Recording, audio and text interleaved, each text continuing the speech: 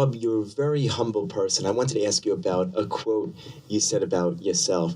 You said, "A lot of the recognition I got was after most people retired." It's true. I think that people just became familiar with me just because I had been there and others had come and gone. Well, you know, Is that being fair to yourself, Bob?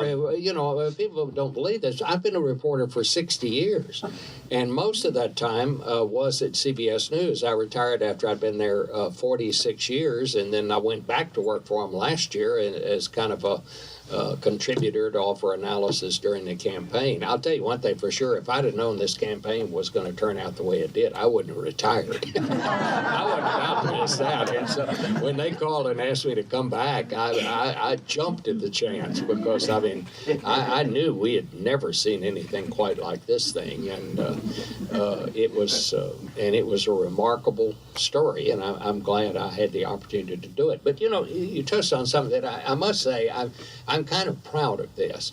And it's true. Most of the recognition that I got after I turned 65, when most people retire. I moderated 3 presidential debates. I did the CBS Evening News for 2 years, and I wrote 4 books. And I think somebody wrote a thing about me one time and said, if you were a racehorse, that said the handicapper would term you late foot.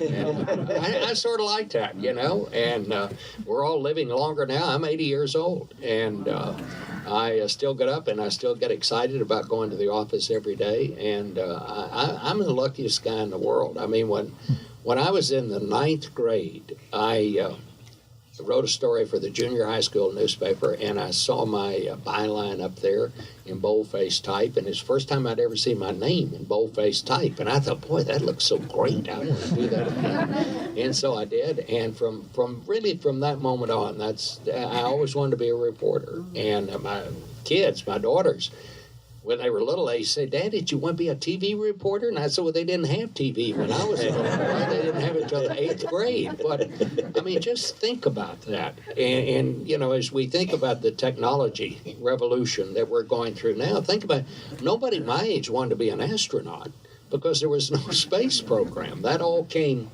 you know, after I became a certain age, in the same way with television and now in this world we're operating in now. So this is a good thing that's happening, and it's going to strengthen the country. But I wrote this little op-ed piece the other day for a paper in Philadelphia, and I said, but in the meantime, it's going to be kind of a bumpy road, a bumpy ride. So we all have to kind of strap ourselves in.